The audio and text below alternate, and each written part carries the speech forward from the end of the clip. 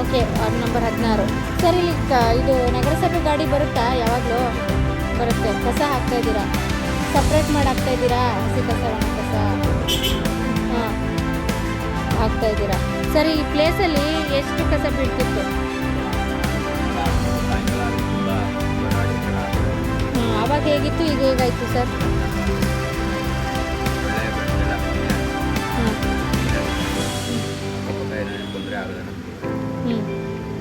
ಹೀಗಾಯಿತು. ಈಗ ನೋಡ್ಕೊಳ್ಳಿ ಸರ್, ನೀವು ಪಕ್ಕ ಕಸ ಹಾಕಿದವ್ರಿಗೆಲ್ಲ ಇನ್ಫಾರ್ಮ್ ಮಾಡಿ ನಮಗೆ.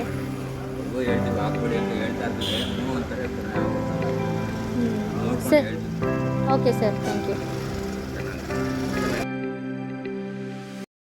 ಹೇಳಿ ಅಮ್ಮ, ಇಲ್ಲಿ ಹೆಂಗಿತ್ತು ಮೊದಲು?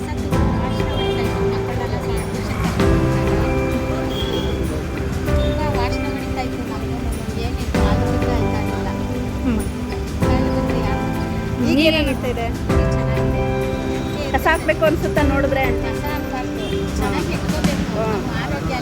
ಚೆನ್ನಾಗಿರುತ್ತೆ ಅಲ್ವಾ?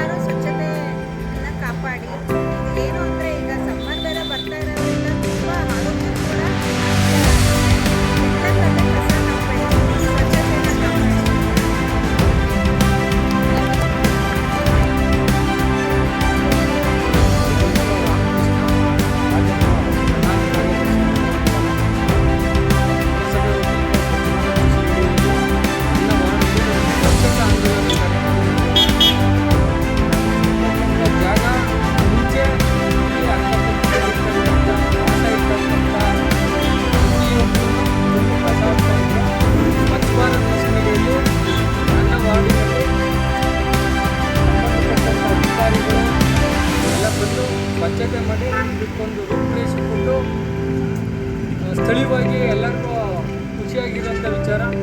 ಆದ್ದರಿಂದ ಸ್ವಚ್ಛ ಭಾರತ್ ಮಿಷನಡಿ ಕೆಲಸ ಮಾಡಿದಂಥ ನಗರಸಭೆಯ ಪ್ರತಿಯೊಬ್ಬ ಕಾರ್ಮಿಕ ಅಧಿಕಾರಿಗಳಿಗೂ ಹೃದಯ. ಸರ್, ಇಲ್ಲಿ ಮನೆ ಗಾಡಿ ಬರ್ತಲ್ಲ, ಅವರಿಗೆ ಗಾಡಿಗೆ ಹಾಕಬೇಕಾ ಅಂತ ಹೇಳಿ ಸರ್. ಒಂದು ಇಲ್ಲಿ ನಗರಸಭೆ ವತಿಯಿಂದ ಮನೆಗೂ ಕಸದ ವಾಹನ ಬರೋದು ಎಲ್ಲ ಕಡೆ ಕಡ್ಡಾಯ ಆಗಿದೆ.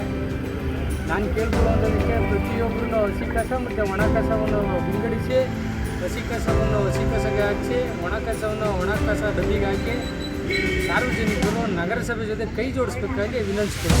Okay, thank you so much sir.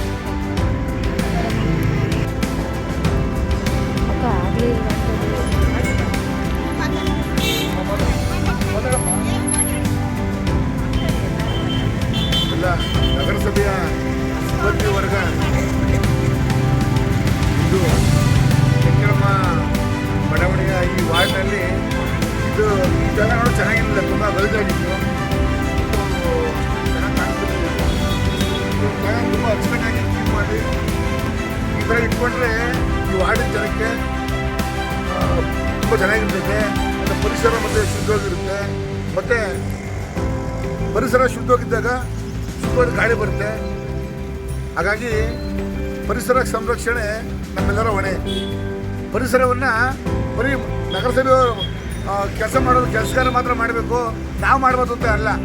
ಇದು ಮುನ್ಸಿಪಾಲ್ಟಿ ರಸ್ತೆ ಅದಕ್ಕೆ ಬಿಸಾಕ್ಬಿಟ್ಟು ಹೊರಗೋದು, ಇಲ್ಲೇ ಉಗಿಯೋದು, ಇಲ್ಲೇ ಕಸ ಬಿಸಾಕೋದು. ಹಾಗಾಗಿ ನಾಗರಿಕರಾಗಿ ಇದು ನಾವು ಮಾಡೋದು ತಪ್ಪು, ಸರಿಯಿಲ್ಲ ಇದು.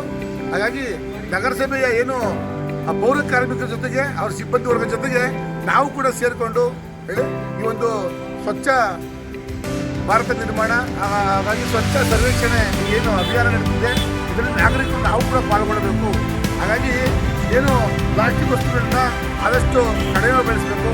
ಇದರಿಂದ ಕ್ಯಾನ್ಸರ್ ಕಾರಕ ವಿಷಯುಕ್ತ ಒಂದು ಪದಾರ್ಥ ಕೂಡ ಆಗಿರ್ತೈತೆ ಏನು ಪ್ಲಾಸ್ಟಿಕ್ ವಸ್ತು.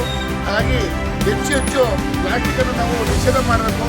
ಹಾಗಾಗಿ ಪರಿಸರ ಸಂರಕ್ಷಣೆ ನಮ್ಮೆಲ್ಲರ ಹೊಣೆ ಅಂತ ನಾನಾದರೂ ಕೂಡ ಭಾವಿಸ್ತೇನೆ.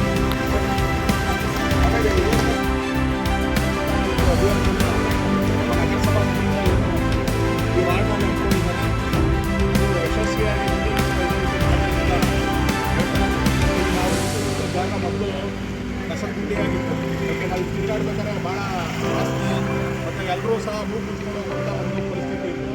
ಇವತ್ತಿನ ದಿನ ನಗರಸಭೆಯಲ್ಲಿ ಒಂದು ಕೆಲಸನ ನಿರ್ವಹಿಸ್ತಿರುವಂಥ ನಮ್ಮೆಲ್ಲ ಹೆಣ್ಮಕ್ಳುಗಳು ಇದನ್ನು ಮುತುವರ್ಜಿ ವಹಿಸಿ ಇವತ್ತಿನ ದಿನ ಇದನ್ನು ಸ್ವಚ್ಛತೆ ಮಾಡಿಸಿ ಒಂದು ನಾಗರಿಕರು ಒಂದು ಓಡಾಡುವಂಥ ಒಂದು ಪರಿಸ್ಥಿತಿನ ಹೊಂದಿದ್ದಾರೆ. ಅವರಿಗೆ ಮೊದಲನೇದಾಗಿ ಧನ್ಯವಾದಗಳನ್ನು ಅರ್ಪಿಸ್ತೀನಿ. ಹಾಗೆ ನಮ್ಮ ಏನು ಕೇಂದ್ರ ಸರ್ಕಾರದ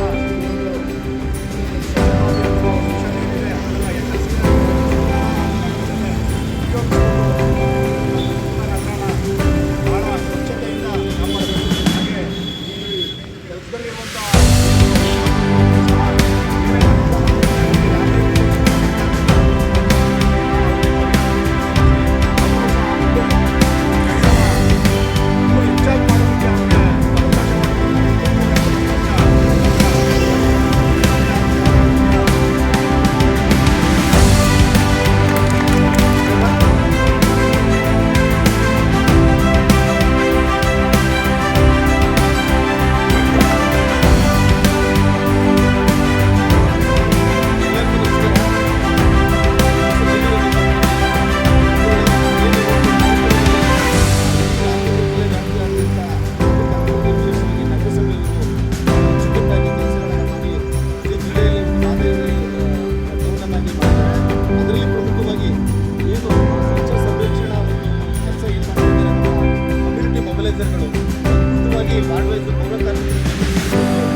ಎಲ್ಲೆಲ್ಲಿ ಅತಿ ಹೆಚ್ಚು ಕಸವನ್ನು ಚೆನ್ನಾಗಿರೋ ಜಾಗಗಳಲ್ಲಿ ಹಾಕ್ತಾಯಿದ್ರು ಅದು ತಪ್ಪು ಅಂತ ಹೇಳಿ ಒಂದು ಅವೇರ್ನೆಸ್ಸನ್ನು ಮಾಡಿ ಅಲ್ಲಿನ ಜನರಿಗೆ ಪರಿವರ್ತನೆ ಮಾಡಿ ಆ ಜಾಗವನ್ನು ಸ್ವಚ್ಛತೆಯನ್ನಾಗಿ ಮಾಡಿದ್ದಾರೆ.